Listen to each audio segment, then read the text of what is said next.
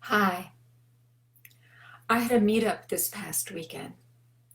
It was how to bring love back into your life after loss.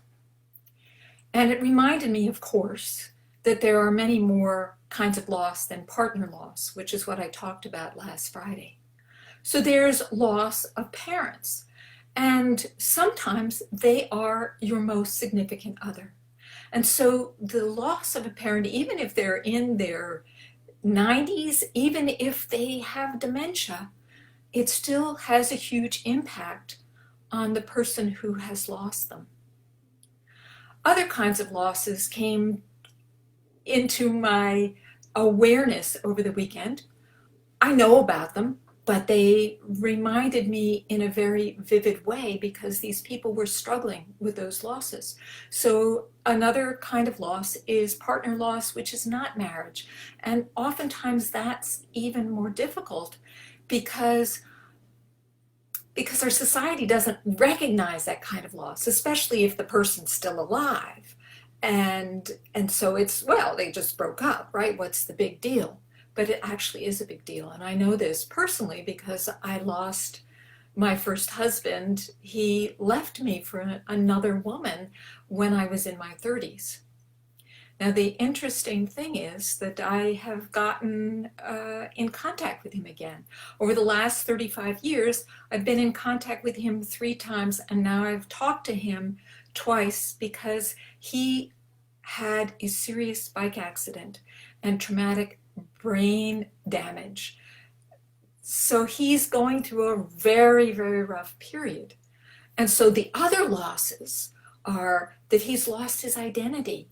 He used to be this amazing bike rider and long distance runner and chess player and sitar player and guitar player.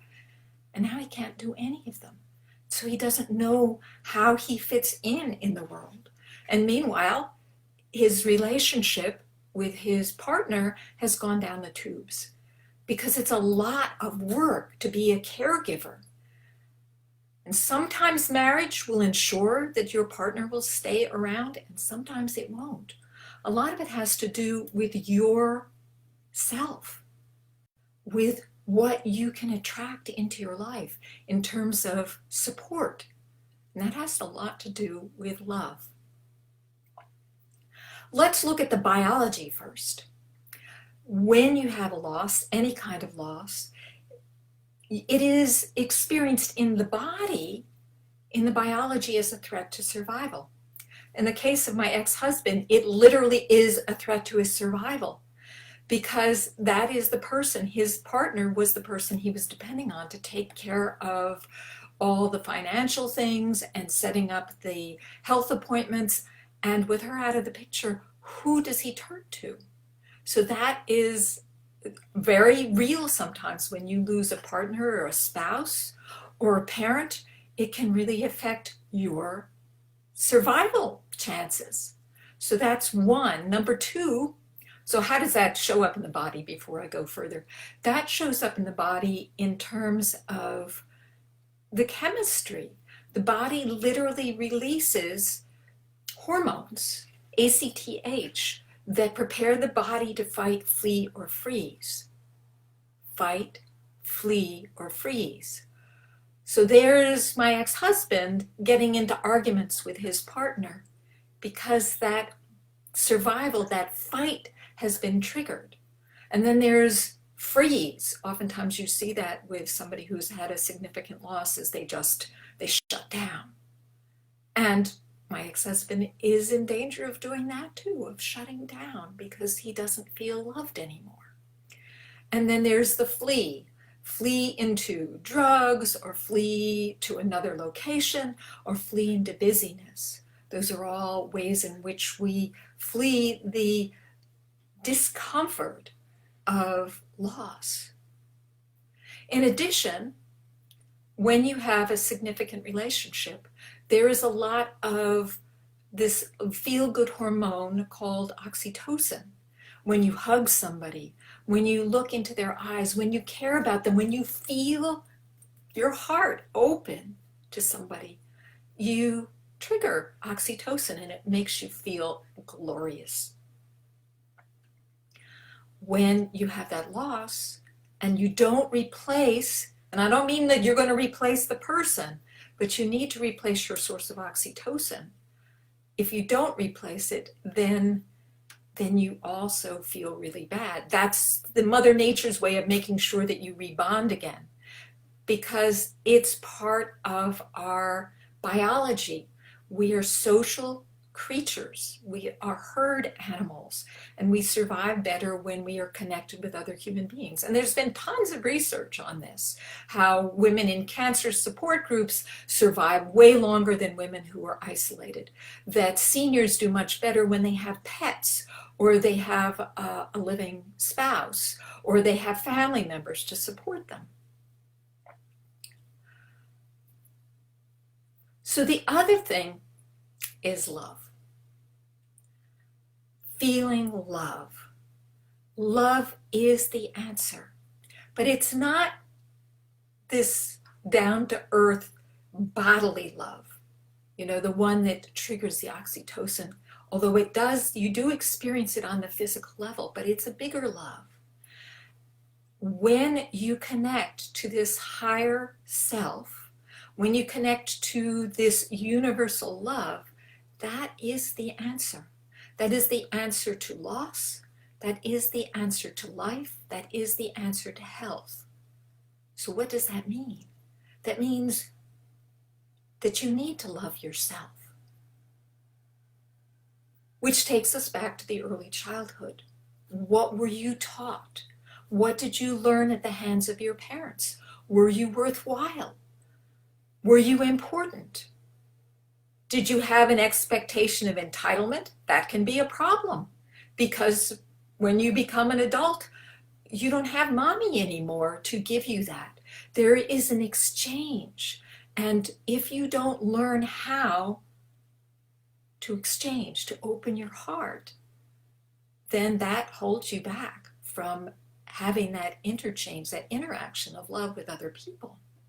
But also, if the love is always seen from the outside, from other people, if you don't learn to love yourself, then also you're at a disadvantage. Oftentimes you learn practices and habits that manipulate that attention, such as, you've heard me talk about this before, the people pleaser, who does all these things in order to get attention, or the performer who does these, like the George Harrison, the rock star, who gets all this approval and excitement, but really in their heart, they don't really feel the love.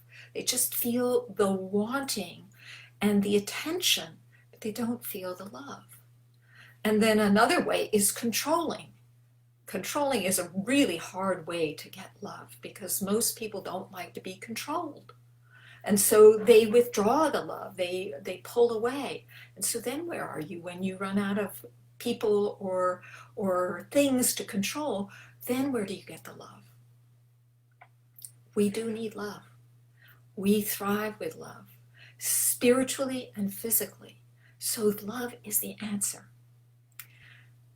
And here's something else that I really connected with this weekend, and that is, when you are living your purpose, when you are doing what you're meant to be doing in this life, your heart expands. Your heart gets huge. That's what I felt in that support group, was love for all those people in the group. Even though they were struggling, I felt their longing for love, and I wanted to give it to all of them.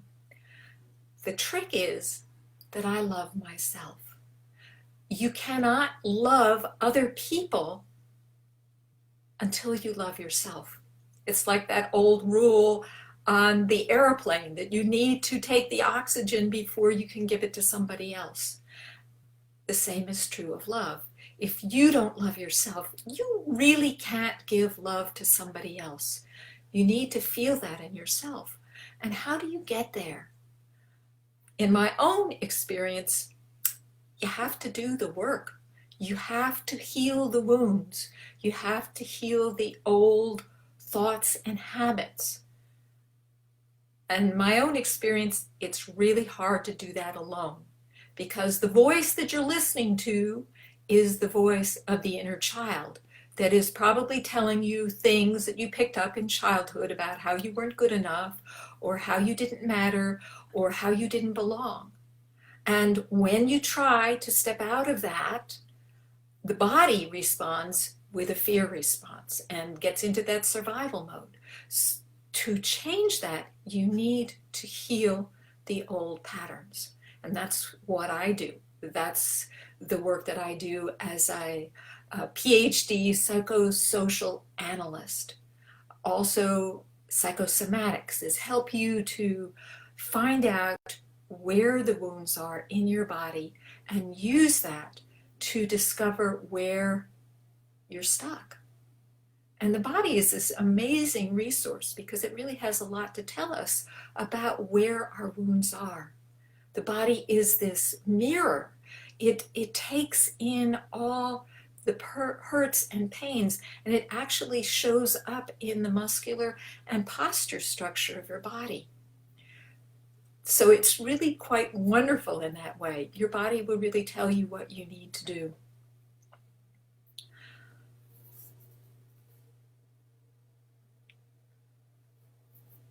I'm trying to see what else I need to tell you before we close up.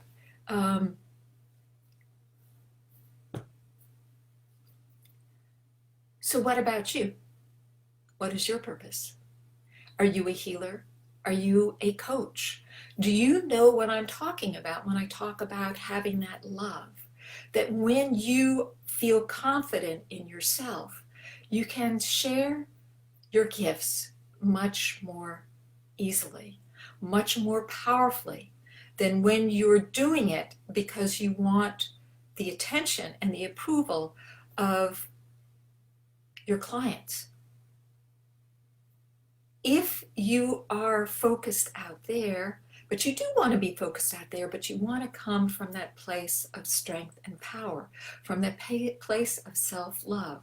So you may need to do some work on your thoughts and on your body, and maybe on your community, whether or not they're supporting you or keeping you tamped down. So that's sometimes is what I find with my clients, is that they stay in relationships that leave them feeling inadequate or unloved or unlovable and always struggling to get approval. And don't we always choose people who are going to support that because they're getting the benefit of that people pleasing or that performance.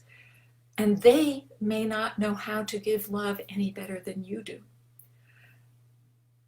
You need to do the healing work. If you would like to know more about how that can be done, how I work with people, schedule a conversation. There is a link in the comments section. And let's have an introductory talk, 15, 20 minutes to find out how I work with people and see whether we're a resonance and a fit. That's it for today. Open to love. Bye for now and be brilliant.